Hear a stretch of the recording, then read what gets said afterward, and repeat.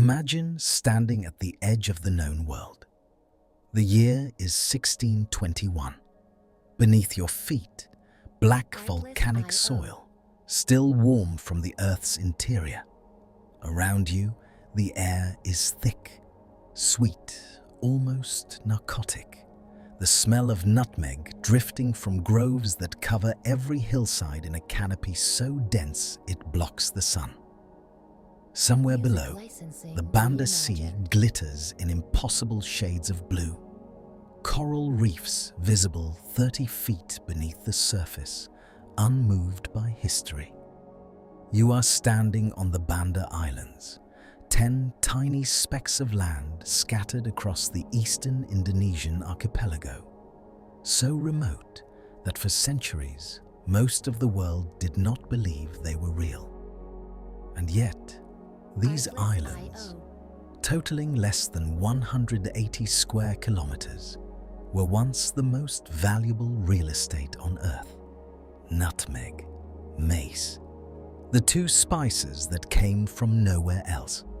Not from India, not from China, not from the vast continent of Arabia, only here, from this impossible garden at the edge of the world.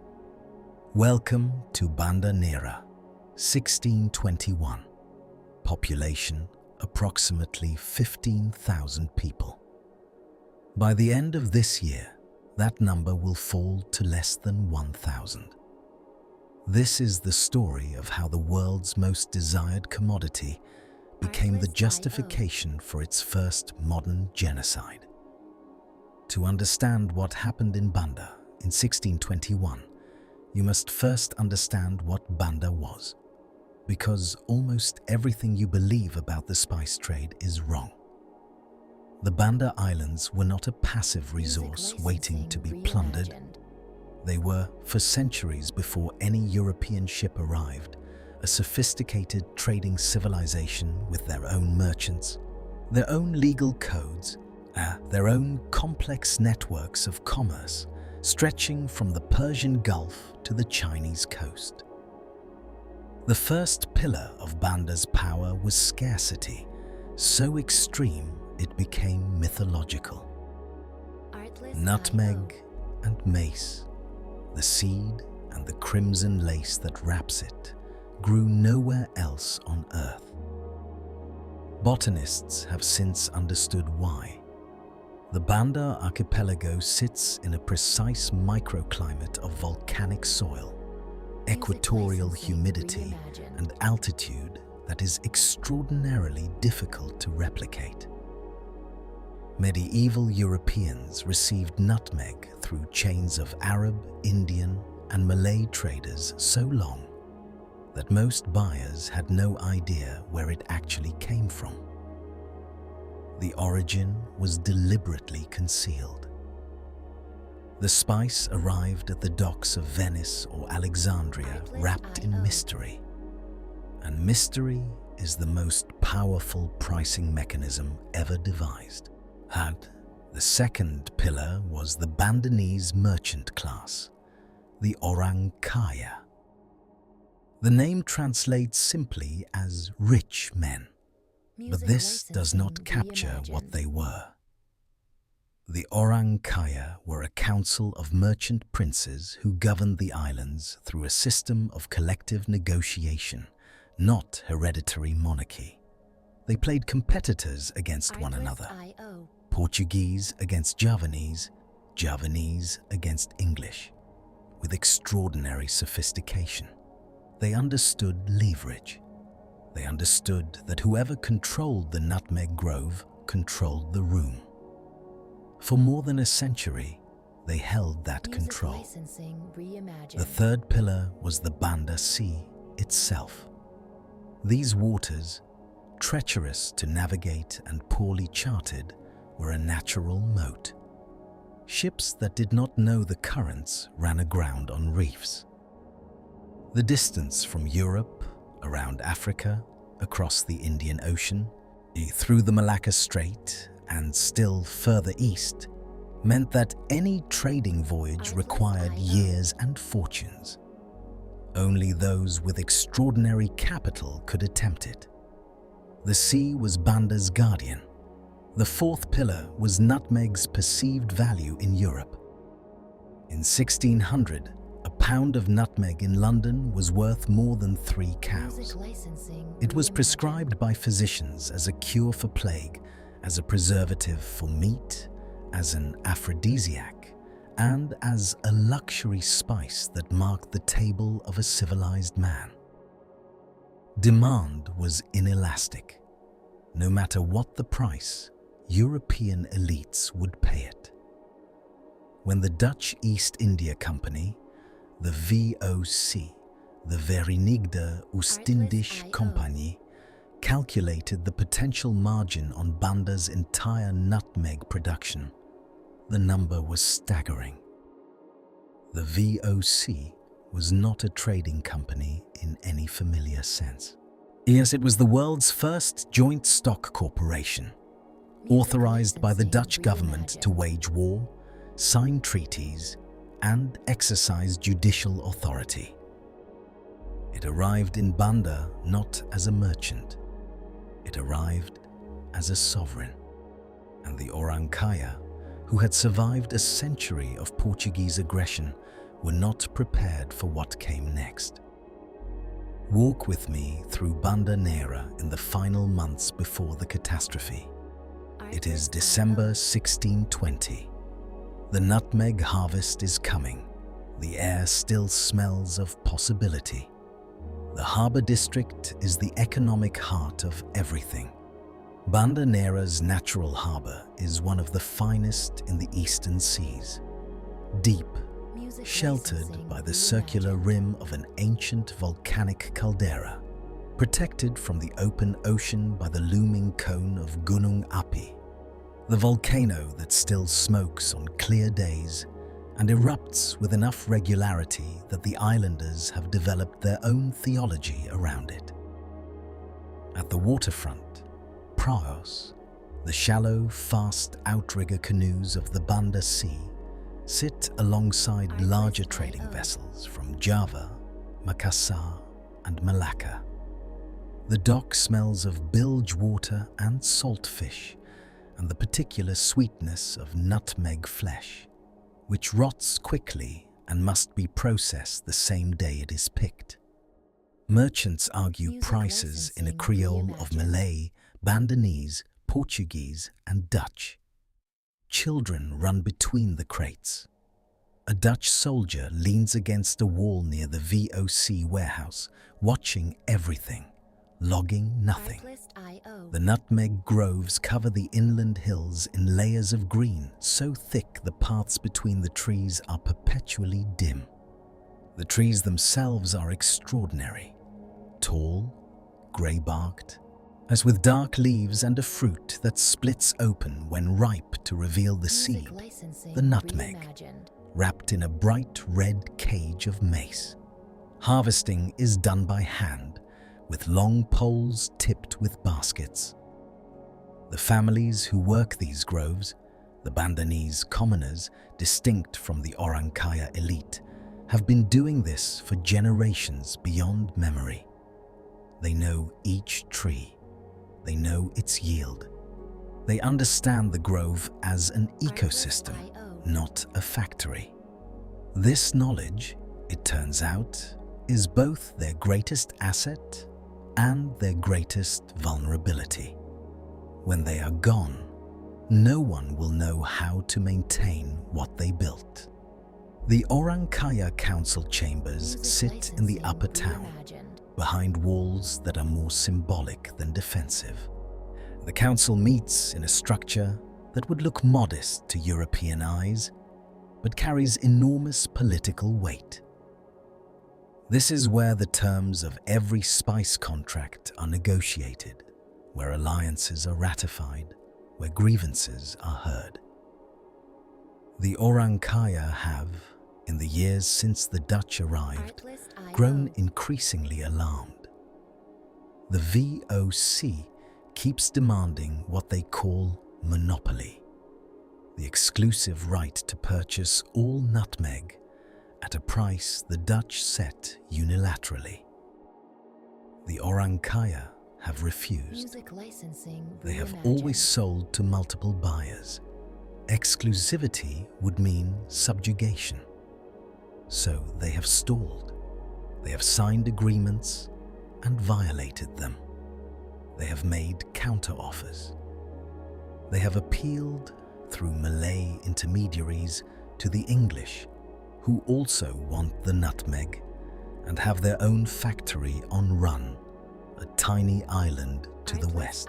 The Orang Kaya are playing for time, not knowing that their opponent has already decided that time is not a resource he is willing to give them. That opponent is Jan Pieterszoon Coen. He has just been appointed Governor General of the Dutch East Indies. He is 33 years old.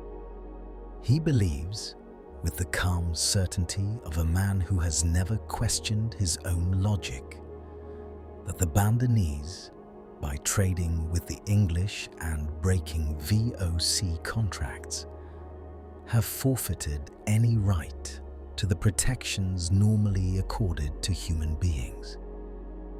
In a letter to the VOC board in Amsterdam, he writes without drama, "The Banda problem must be solved completely. He is already on his way." March 16th, 21. Coen arrives at Banda Neira with a fleet of 13 ships and nearly 2,000 men. Dutch soldiers, Japanese mercenaries hired in Batavia, a small number of Bandanese collaborators whose cooperation has been purchased with promises that will not be kept. The violence begins without ceremony. Coen's strategy is not a battle. There is no declaration of war. What unfolds over the following weeks is a campaign of systematic extermination. Village by village, grove by grove, ridge by ridge. Dutch soldiers and Japanese mercenaries move through the interior of the islands with orders to kill or enslave every Bandanese person they encounter. The Orang Kaya, who had gathered to negotiate, who had arrived under what they believed was a flag of truce, are surrounded and killed. One account records that several were captured alive and executed on the deck of Coen's flagship, their bodies thrown into the sea.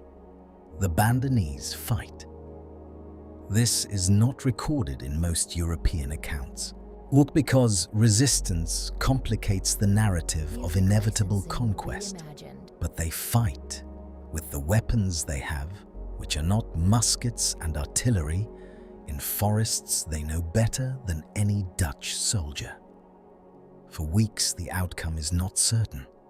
Pockets of Bandanese defenders hold out in the volcanic interior, using the terrain. Coen, in his letters, expresses frustration. He has underestimated them, but the mathematics are impossible. 2,000 professional soldiers with firearms against a population of farmers and traders.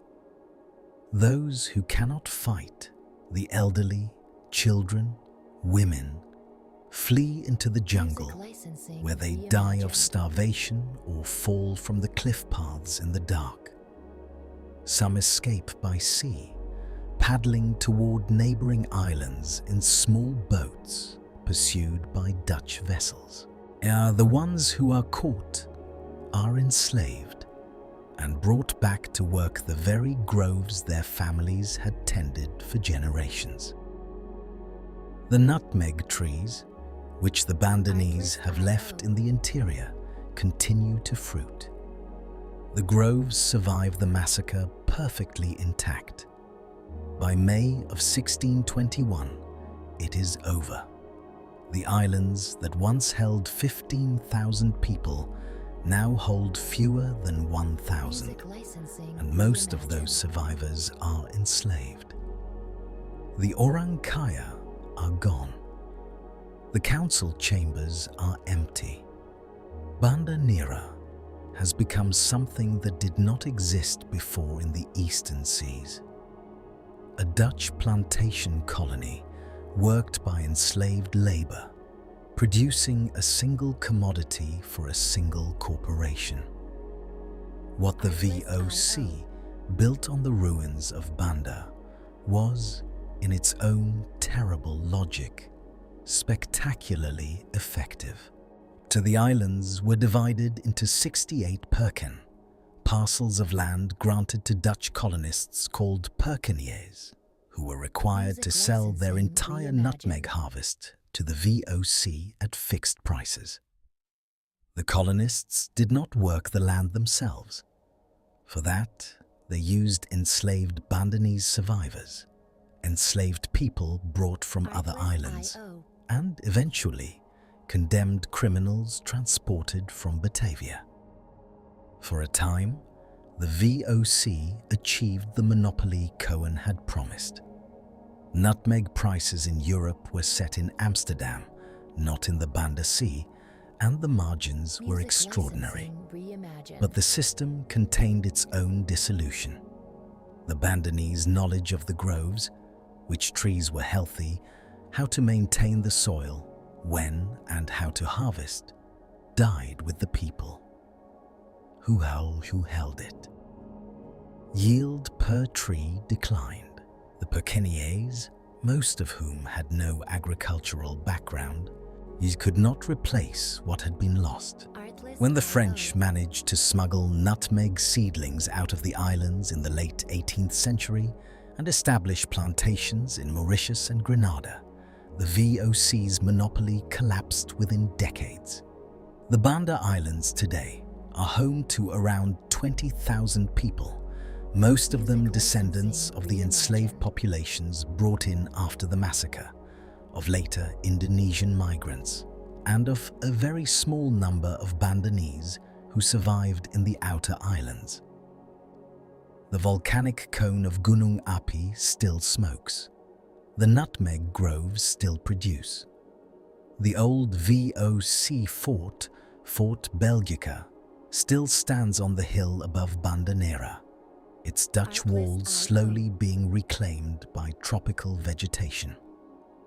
You can walk through it on a quiet afternoon, past the cannon that once pointed at the harbor, and smell nutmeg on the wind. The Banda Massacre was not the beginning of colonial violence in Asia, but it was something precise and defining. The first time a corporation used military force to eliminate an entire population in order to secure a commodity monopoly.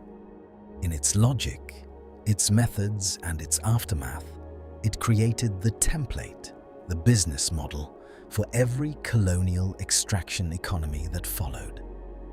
The world we inherited, with its hierarchies of resource and labor and race, was not an accident of history. It was built deliberately on islands that smelled like paradise, in a year when 15,000 people were reduced to almost nothing, so that nutmeg could be sold in Amsterdam at the right price. The spice trade did not simply connect the world.